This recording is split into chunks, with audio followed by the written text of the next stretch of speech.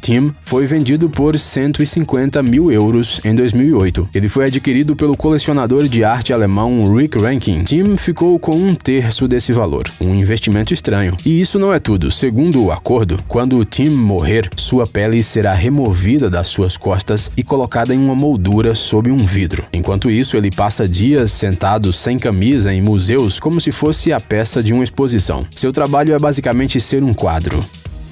Alpinista único.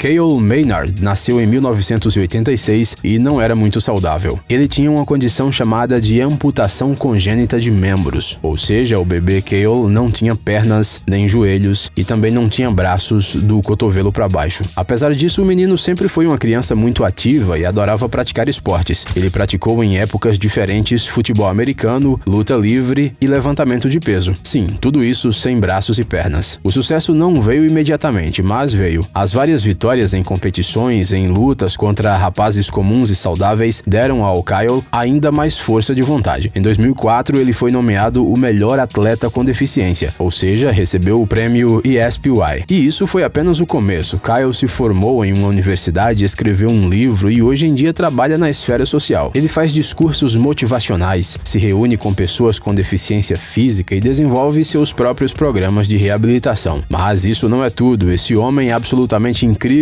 escalou o Monte Kilimanjaro, sem a ajuda de próteses. Para se preparar para a escalada, ele treinou em vários lugares nos Estados Unidos e também testou diversos equipamentos especiais. Kyle e sua equipe começaram a escalada no dia 6 de janeiro de 2012. O plano era subir em 16 dias, mas já no dia de número 15 eles estavam no cume. Kyle se tornou a primeira pessoa com 4 membros amputados a escalar o Kilimanjaro.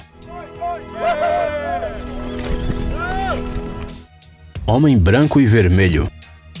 Você tem uma cor favorita? Muitas pessoas preferem um ou outro tom, mas provavelmente ninguém possa ser comparado com um homem chamado Seven. Ele mora em Bangalore, na Índia, e se veste apenas de vermelho e branco, sempre. O pai dele foi quem lhe deu o nome Seven, em homenagem ao número 7, e desde então, esse homem vive cercado por esse número. Por exemplo, ele veste jaquetas com 7 botões e sabe falar 7 idiomas. Mas isso não é tão surpreendente quanto o esquema de cores das suas roupas. E bem, não só das roupas. O mundo do Seven é pintado de vermelho e branco. Ele veste seu terno vermelho e branco, dirige um carro vermelho e branco e toda a casa dele consiste de objetos vermelhos e brancos. Dizem que inicialmente o fascínio por essas cores era apenas um truque de marketing, pois Seven trabalha como corretor de imóveis. Mas a situação parece ter saído do controle. Agora ele é uma celebridade local e até os membros de sua família se vestem de vermelho e branco. A princípio, a esposa de Seven se recusou a apoiar seu estranho hobby, mas agora ela mesma sugere as coisas que eles devem comprar para que se encaixem no estilo geral do vermelho e branco. Pode ser qualquer coisa, das cortinas às escadas, das colchas aos eletrodomésticos. E sim, parece que Seven ainda não está cansado disso. Ele pretende se cercar de vermelho e branco até sua morte.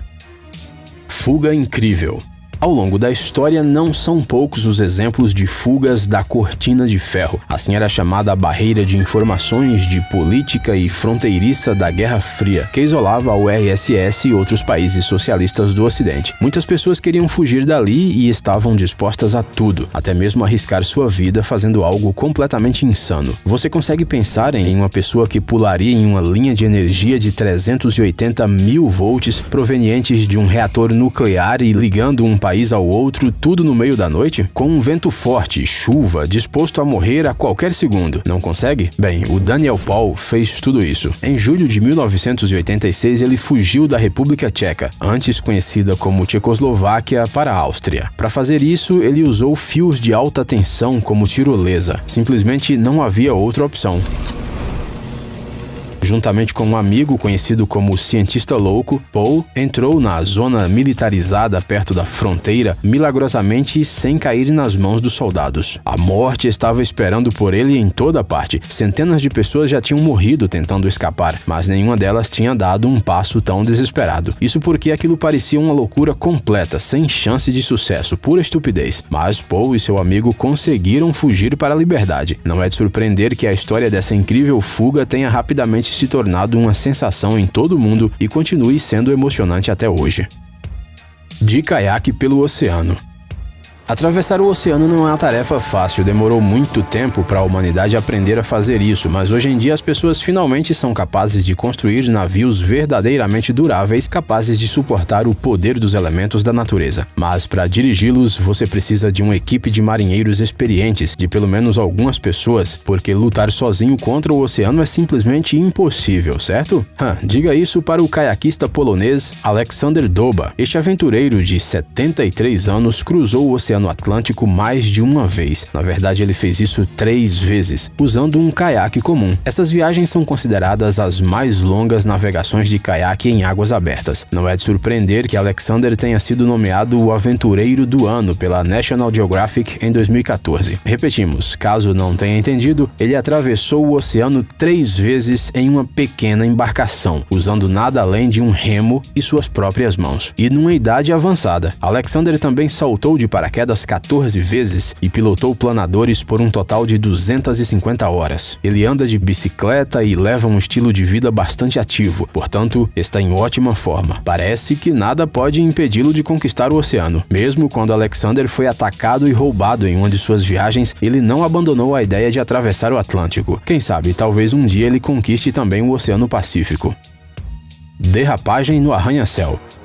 Sabe, existem lugares que definitivamente não foram projetados para derrapagem, por exemplo, playgrounds, ruas estreitas, ou os telhados dos arranha-céus. O Burj Al Arab é um hotel de Dubai mundialmente famoso. O edifício fica à beira-mar, a uma distância de 280 metros da praia, em uma ilha artificial conectada ao resto da cidade por uma ponte. Com 321 metros de altura, esse arranha-céu foi o hotel mais alto do mundo por algum tempo. No Burj Al Arab, a uma distância de 210 metros acima do solo, há um heliponto destinado, é claro, a helicópteros. Mas, por que não fazer uma derrapagem mortal lá? Pois é, a equipe de Fórmula 1 da Red Bull Racing decidiu realizar este truque tão ousado. O carro de 750 cavalos de potência projetado para ser usado em pistas foi o primeiro da história a visitar o heliponto em Burj Al Arab. A tarefa de dirigir o potente carro ficou nas mãos do experiente piloto de corrida David Coulthard. No entanto, nem mesmo sua habilidade poderia reduzir o risco daquela experiência. Em conversa com repórteres, o motorista contou que concordou imediatamente, assim que a Red Bull lhe ofereceu essa ideia. Gosto de fazer tudo o que for para superar os limites e é por isso que a Red Bull representa, disse Coulthard. O resultado foi um show de tirar